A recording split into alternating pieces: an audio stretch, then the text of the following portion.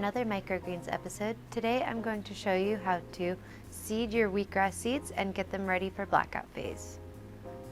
Alright, so let's get started. First, we're going to take our wheatgrass seeds that we already pre-sanitized and pre-soaked. And the soaking time for this is an optimal 8 hours. However, you could also soak it for up to 24. And right now I'm just separating the seeds from the water.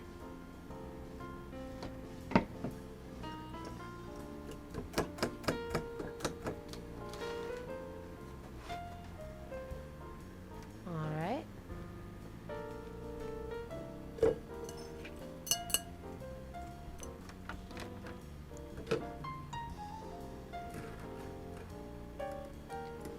And here we have 2.5 cups of wheatgrass seeds that have been soaking for a little over 8 hours.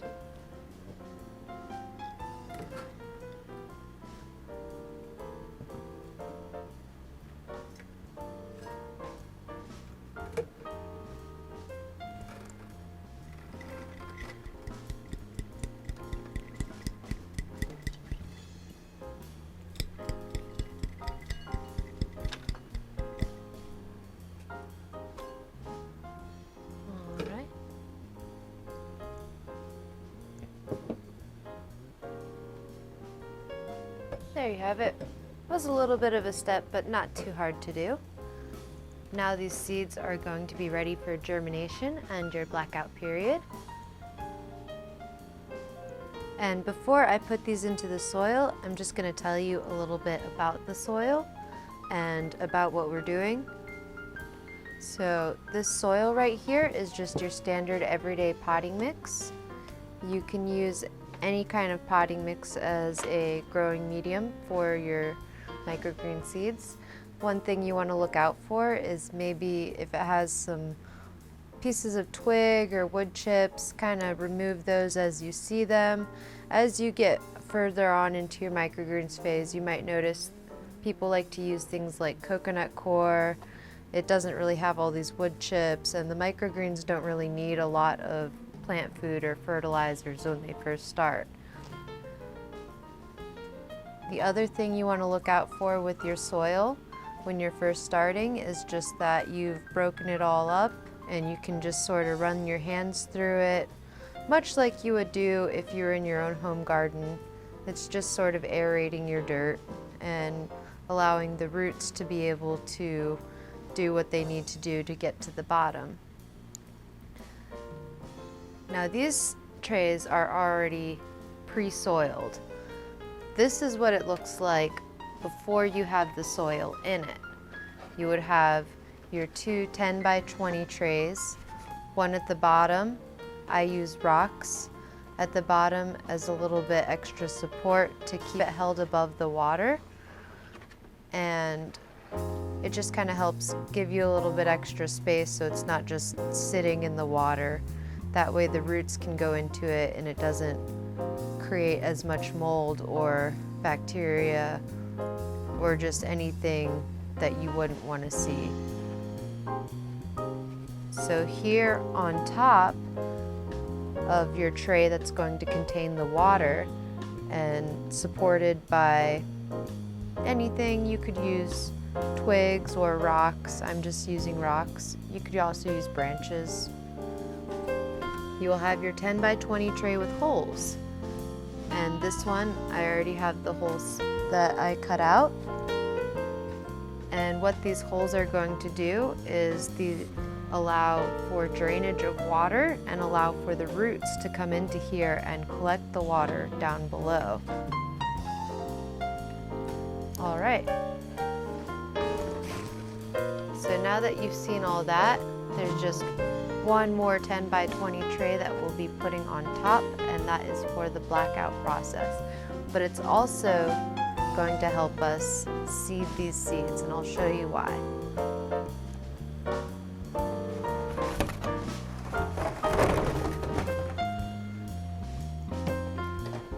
Because these trays at the bottom have these lines, it just kind of helps you add little rows for your sowing process. And you can just kind of compress the top a little bit and make it easier for the seeds to go somewhere.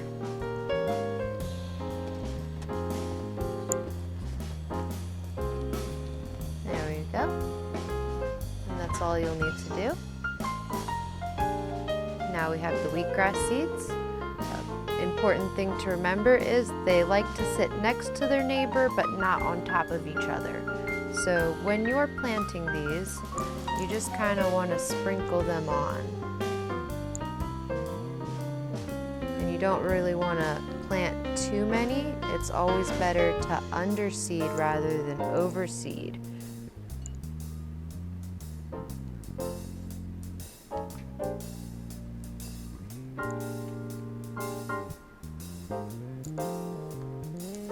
The reason you want to underseed rather than overseed is because the seed husks, after they've popped out their sprout, are a great host for mold.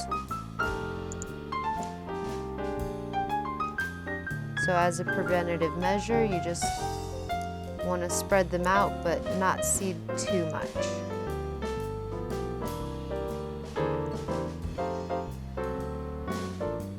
Another good thing to remember when you're doing your seeding and blackout process is that you only want to spray the top. You don't want to add any water to the bottom yet until these are in vegetative state.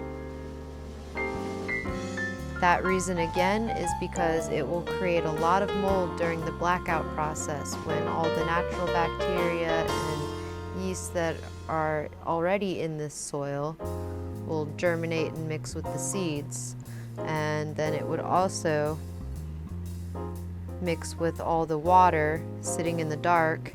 And wheatgrass seeds are one of the longest germinating ones because it actually will be in blackout period for 4 days. So after you feel confident that you've put enough seeds into your tray, you can go ahead and take your top tray.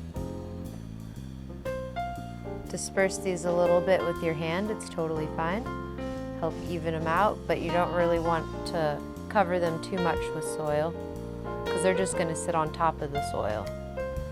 You can take this, give it a couple pats, and that just helps them attach to the soil a little bit better, give the roots somewhere to attach a little bit better. Alright, and there you have it. This is totally fine for wheatgrass seed. Now, all we have to do is spray it with water. And again, we only want to saturate the top of the seeds and a little bit top of the soil, but you're mainly just trying to saturate the seeds. And that is for blackout period only. So you give it a few good squirts. This one's actually just kind of misting it. It's not even really spraying it too much. There we go. Okay. So now I'm confident that I've sprayed this with enough water. I can put its lid on. And there's only 2 more things that you're going to do to begin your blackout period for 4 days. Thing number 1 will be any kind of weight with an even distribution among the top. So here I already have a few things weighed out in here. It weighs about 5 pounds. That's a good weight for any microgreens that need a weight on top. Not all microgreens will need a weight during the blackout period. What this does is it helps your microgreens grow up really, really strong. So you might be a little bit scared at first, like, oh my God, this is gonna crush the greens. How are they gonna grow? Trust me, they're gonna grow just fine and they're gonna grow so strong. 5 pounds is a good weight. You could use books, weights, and anything that'll just give an even distribution. After you have your weight, you can take any towel curtain, cloth, anything you have that's like good enough to evenly cover all edges of your tray. Now this is ready to sit on the shelf for 4 days, and we will check back on it at least 2 times a day. 3 times would be better, to see if those seeds need any more water, because I guarantee you they're going to need multiple sprays a day, because we're not watering the soil, we're only saturating the top seed. And there you have it. That is how you seed and begin your blackout process for your microgreen wheatgrass seeds. And thank you so much for watching. I hope you join me again for another video. Go ahead and feel free to like and subscribe, and check out the website on the link below.